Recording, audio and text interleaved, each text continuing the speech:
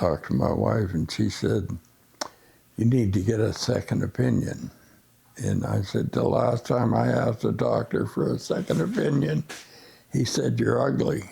And they drill holes, they put a halo on there, and they stick these probes down into your brain.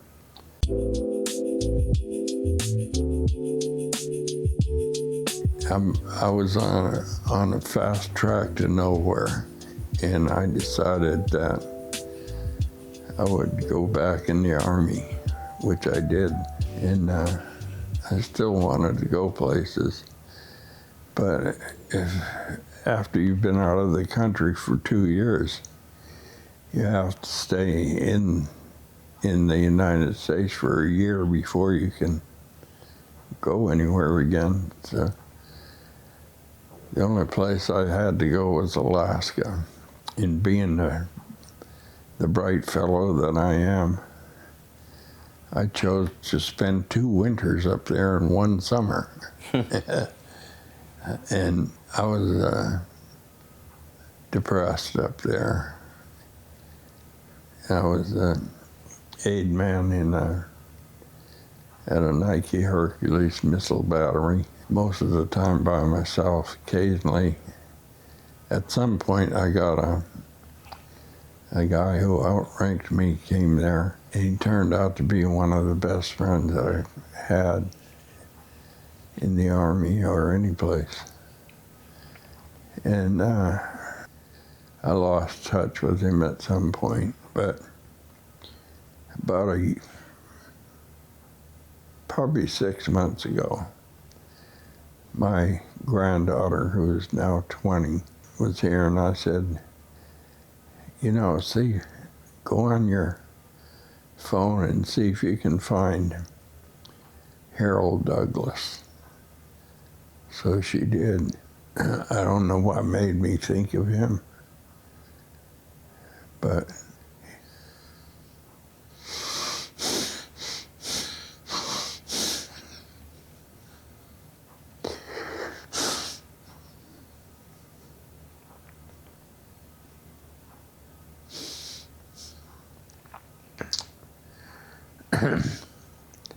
but he had died the day before.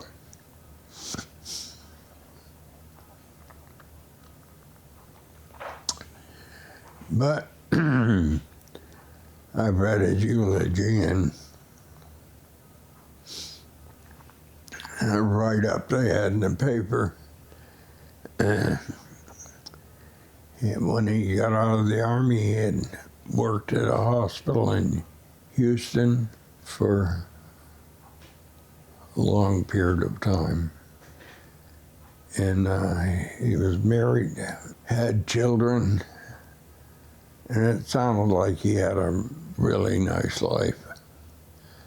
So I was glad to hear that. But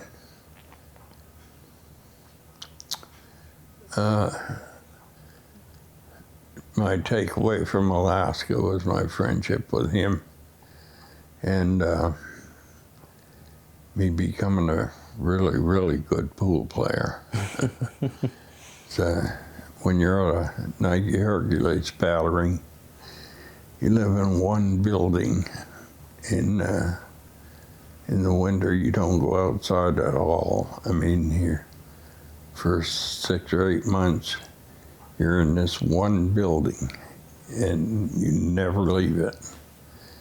I did leave a few times the first winter. The launching site, which is a mile away from the fire control center, so I walked down there and back, but it's hard to breathe when it,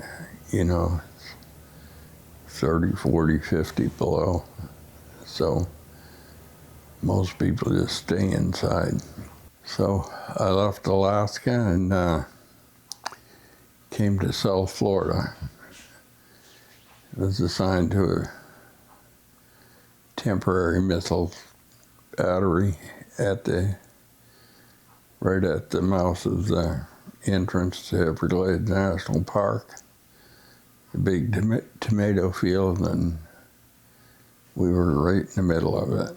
So that site later on became permanent and moved into the park. And I went there with my daughter and granddaughter one Tuesday when they had tours of that site. It had been closed for 30 years. And, they still used it as a part of a tour. So my daughter and granddaughter got to see what a Nike Hercules missile battery looks like and what we did and so forth. And what was the purpose of your being stationed there? It was during the Cuban Missile Crisis. We had 5 Nike Herc batteries, and down in the Keys they had 2 or 3 Nike Hawk batteries, which is a Nike Hawk is a smaller missile, probably a little over 3 feet long and maybe 5 inches in diameter, where a Herc is 36 feet long and 4 feet in diameter. It's a big missile. We fired them in Alaska. Now, what was the purpose exactly for these missiles? Were these in case you had to retaliate against Cuba? Yes. So like a surface-to-surface missile? These are, it could be, but it was basically a surface-to-air. Oh, gotcha. And,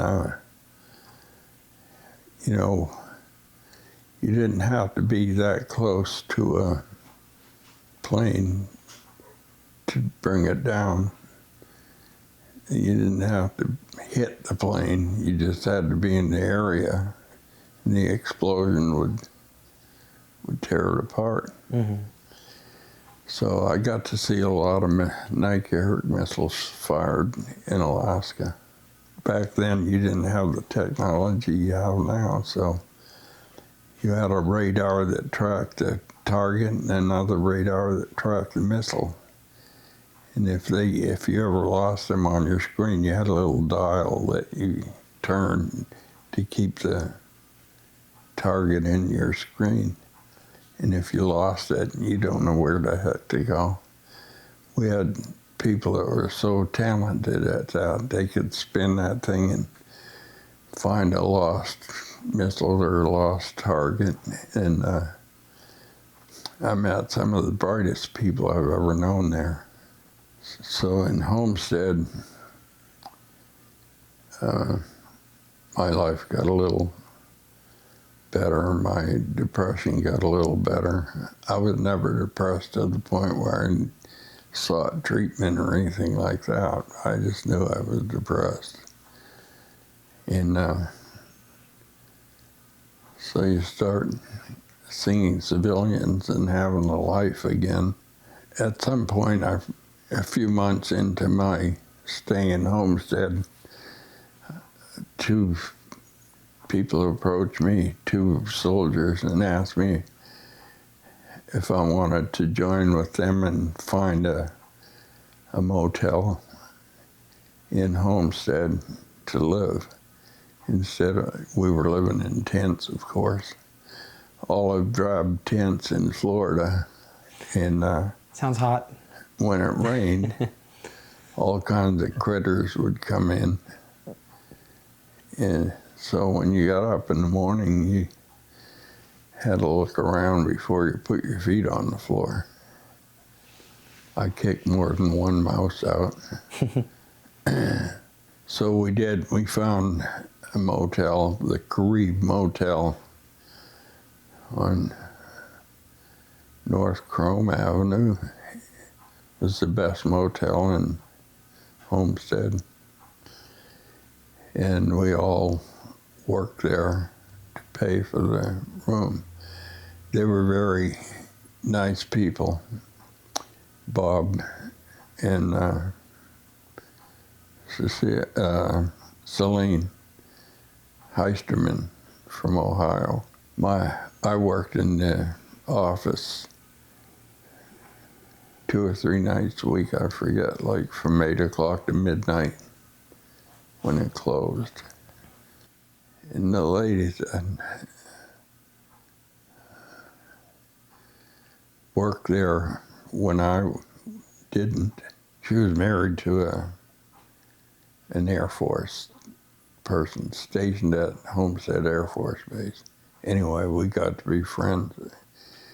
And I used to go with her to the Bamboo Lounge, which is a really nice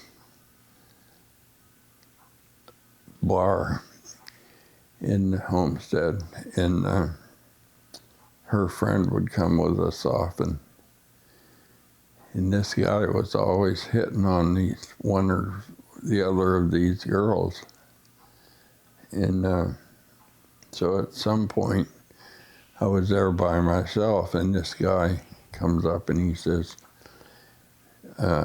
you live and work at the Carib Motel? I said, I do. He says, well, I own the radio station in Homestead, WIII. We have one eye on the weather and one eye on the news. And as far as I was concerned, the other one was a black eye. But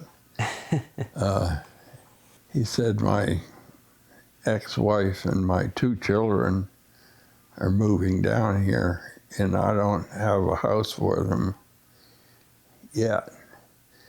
Do you think the Heistermans would put them up for barter for advertising? And I said, well, I don't know, but I'd be willing to ask them. And they agreed.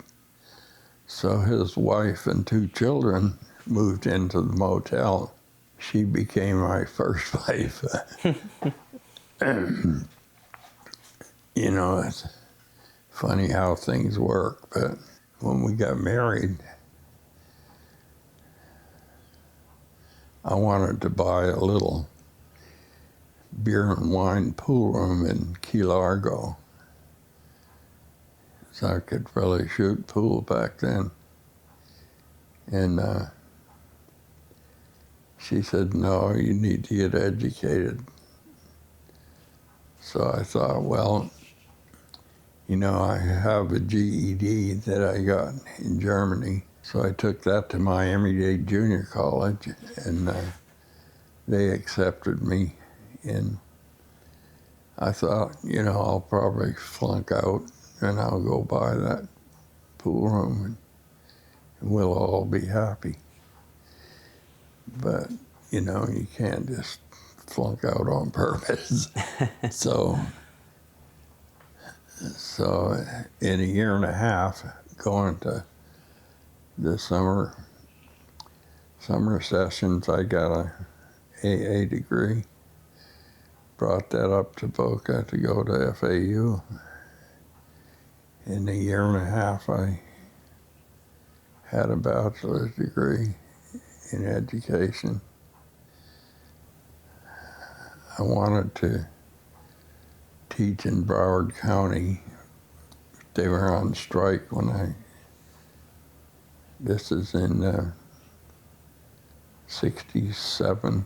So I got a job at Florida Air Academy. They had a school in Plantation for 1st through 9th, and then they had a school in Melbourne, 9th through 12th in postgraduate. So I taught there from January to June. Then I worked their summer school, which I really enjoyed. It was a summer school camp. We had class Monday, Wednesday, or Monday, Tuesday, and Wednesday, and Thursday. Friday mornings we packed up and went camping, usually at a state park. I felt like it was a worthwhile endeavor that summer. The kids really get a lot out of it. And the camping part, of course, was really enjoyable. You always had a place to swim, and sometimes we had a boat with the water skis, and, you know, really had a great time. Kids loved it all. Next year, I went up to Melbourne, and I taught ninth grade biology and anatomy and physiology to 12th graders and postgraduates. They're looking for better grades to get into whatever school they were shooting for. I did that for 2 years and coached soccer, assistant coach baseball, coached JV basketball. Had a great time, but man, the hours, it's like 70 hours a week. And their parents are paying a lot of money for them to go to a boarding school. A lot of them came from Washington, D.C. Some of them were diplomats' children. And, anyway, they were delightful to coach and to teach.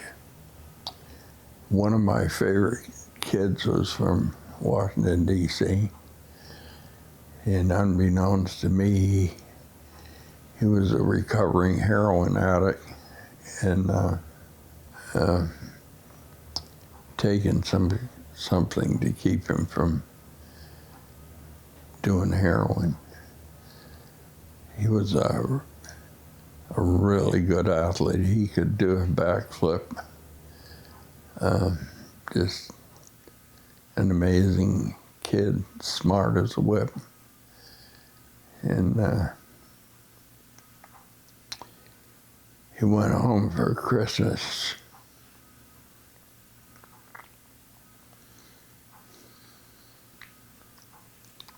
And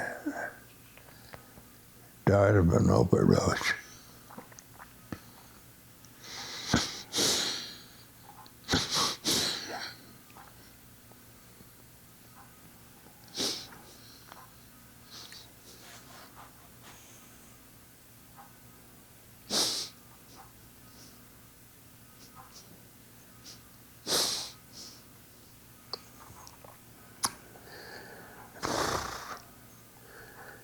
I recruited kids there in the summer. We'd run an ad in a local paper like Tampa, had a golf credit card and to buy gasoline, and you could use it at Howard Johnson's. And the ad they would call Howard Johnson's and make an appointment. And when I got there, you know, those old Howard Johnson rooms had a desk and almost a little sitting area. So the client and their parents would come, and I would give them the lowdown on Florida Air Academy, and they would make a decision. I got $150 for each kid I signed, and you know, like a trip to Tampa, you might get 6 visits, and you sign 2 of them maybe, sometimes 4 of them. But Greensboro, North Carolina was another spot. In Phoenix, Arizona, but I didn't go there. And we had another agency in Washington, D.C., the Jarvis School Bureau, signed students for us. But I came down to Fort Lauderdale, and people from Dade County would drive up. That was where the lower school was, so I had an office there. And so I made more money in the summer than I did teaching. My teaching salary was $500 a month, and the coaching got $100 a month for as long as the sport lasted. So, you know, back then you could live on $100 a week pretty easily. That was what we rented a 4-bedroom house up there for $100. And but I decided I needed to make more money and I wanted to work on a master's. So I gave that up and took a job at Deerfield Middle School, where I worked for the next 10 years. In my efforts to get a master's never did pan out. And one year I taught math, but most of the time there I taught different sciences. So I was consuming a lot of alcohol at that time, and then at some point I decided that it would be a good idea to use cocaine at the same time. So my first wife and I were both a mess for some period of time.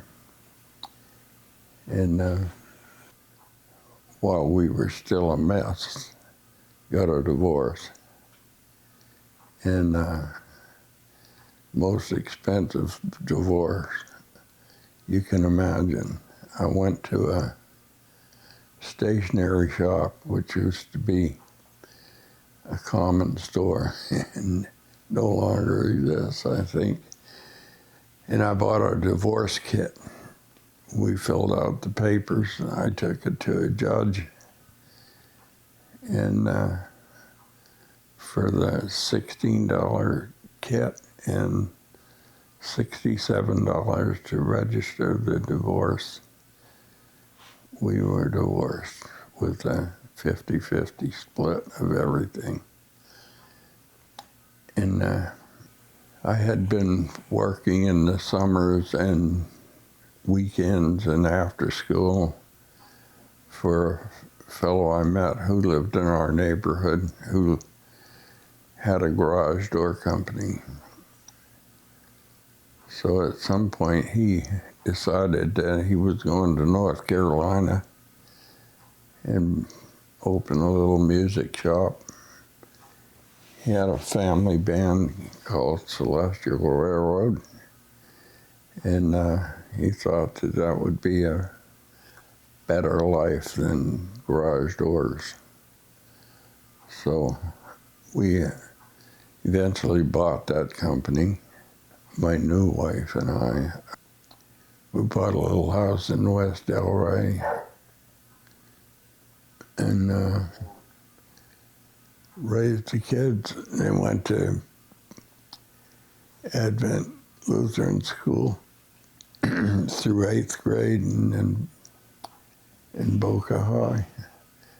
We moved here when my youngest son was 14, and to get into the Boca High School District. Life hasn't been all that exciting since then. At age 70, I had 3 little mini strokes. And I decided that somebody was trying to tell me something, so I quit working. I had essential tremors my whole life. And, you know, it just gets worse as you get older. And got to a point where I had a lot of trouble just trying to eat. Definitely couldn't write or anything like that. Definitely couldn't hold a glass of water. Had to use a straw. So I decided that deep brain stimulation would be my next move, and found a guy. First off, neurologist in Boca was going to do it, and Boca hadn't done it for years because somebody died. I checked all that out, and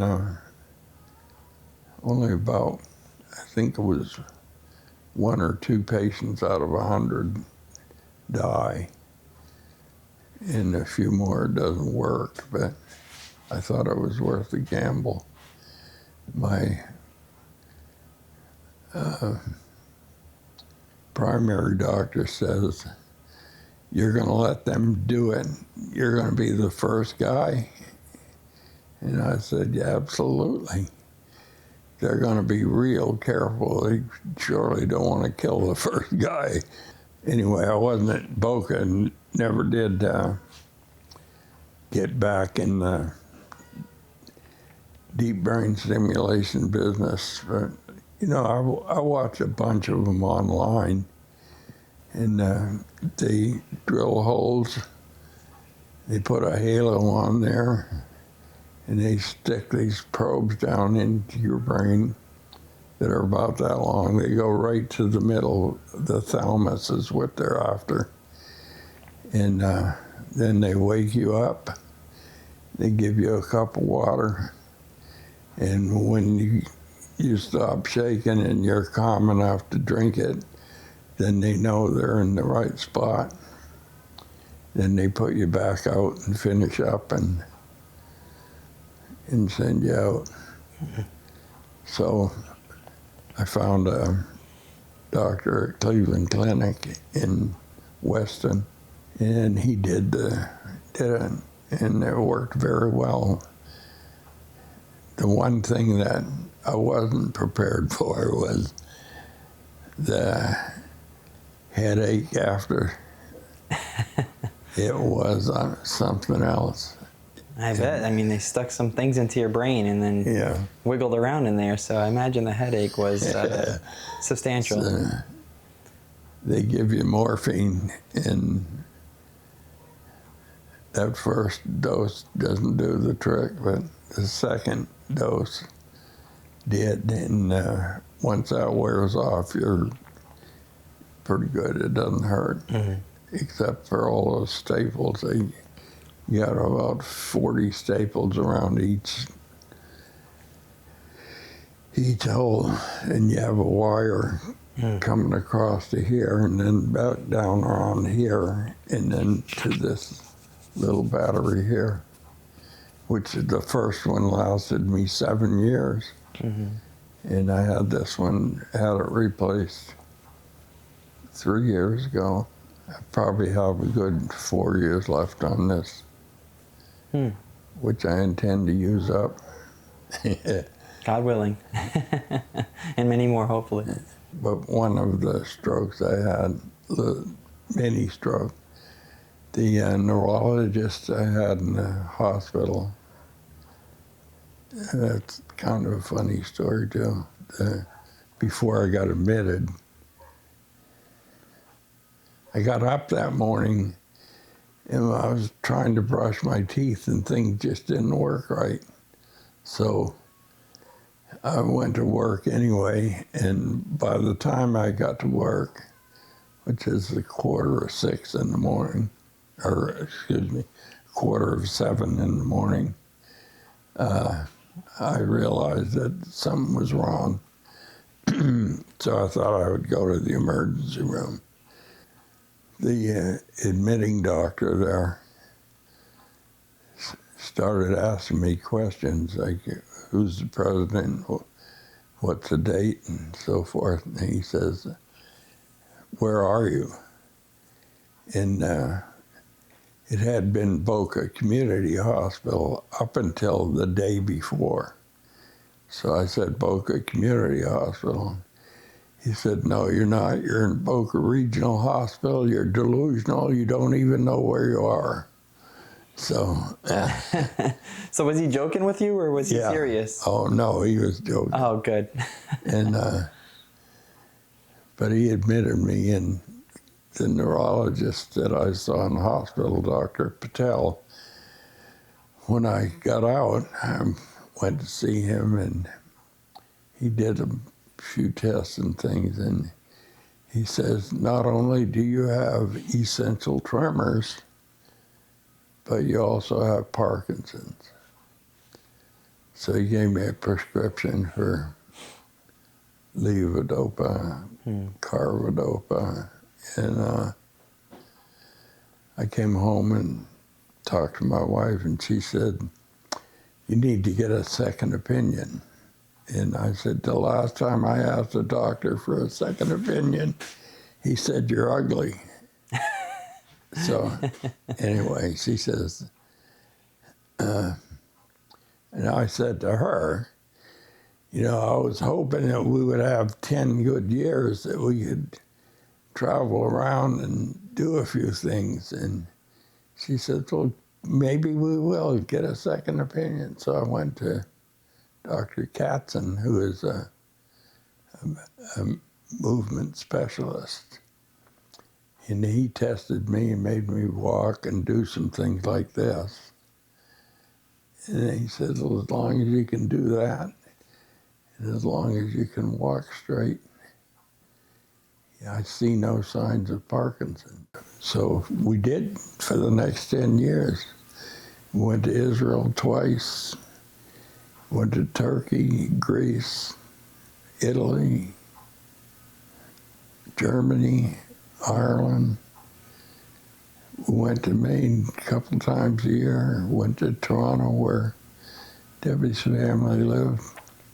She grew up in Bermuda, but they immigrated to Canada when she was 11, and that's where her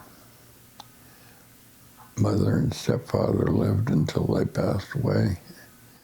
When the 10 years were up, I don't know, it might have been to the very day, I had a real stroke. And all of that, everything was over at that point, but I got the 10 years that I asked for, and I'm satisfied and happy. But that stroke left my left side a little compromised. I can still do stuff with it, my left hand and everything, but not as well. When I was 82, I had a heart failure. So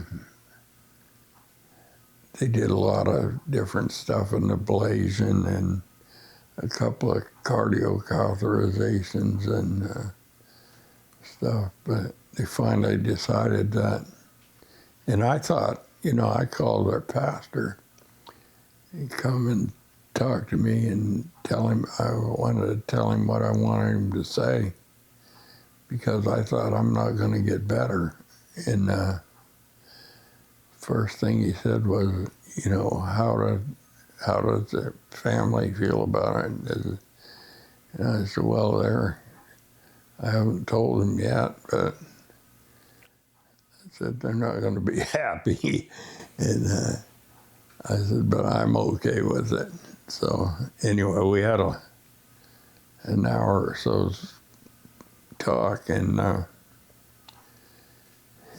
thought, you know, it's not going to be long. But then the team of doctors that I was dealing with decided that they would install a defibrillator, which I have right here. I hadn't been going to church for probably 15 years. And my excuse was, I have one day off a week. I worked 6 days a week for the 20 years that we did garage doors. And a lot of times on Sunday, if we were cash flow was a problem, he'd answer the phone on Sunday, tell him it'll cost you $100 today, or I can schedule it tomorrow and it'll cost you $50. And being as the area we live in is quite affluent, they would say, I don't care what it costs, get out of here. So anyway, you can make a lot of money answering the phone on Sunday. But when we retired, my wife said, you know, I'd like to go to Israel. And the church has a group going there in the spring. So I thought, wow, probably 1,000 places I'd like to go, and Israel isn't one of them. But, you know, I thought, if she wants to go to Israel, she certainly deserves to go, and she deserves to have me go with her. My sister, who lives in Indiana, came with us as well. And it was great. And really, and I got a lot closer to our religion doing that. When you're walking on the same ground that Jesus Christ walked on, it has an effect. But for a few days, we stayed in little cottages right on the shore of right at the foot of the Golan Heights. And right over here are the cottages, and right over here is the Sea of Galilee. So, you know, and you cross that and you go to all those places up there that Jesus had made speeches and did miracles and all that. And it really has an effect on you. I've been a Christian my whole life, but I've never been a devout Christian. And that is, I believed in Christ and I prayed, and all my prayers were answered in a positive manner up until my son passed away. And so after we got back, we were out to dinner with a friend I had met on the trip who went to Advent, and his wife. He asked me if I would like to go to Via de Cristo. And, you know, to go through what you have to do to go to Via de Cristo, I would have never said yes to anything like that, but for whatever reason I did. And by Sunday afternoon, when the retreat is over, you're so high that they have to scrape you off the ceiling. You're just so full of the Holy Spirit and an experience that I don't know how you could ever get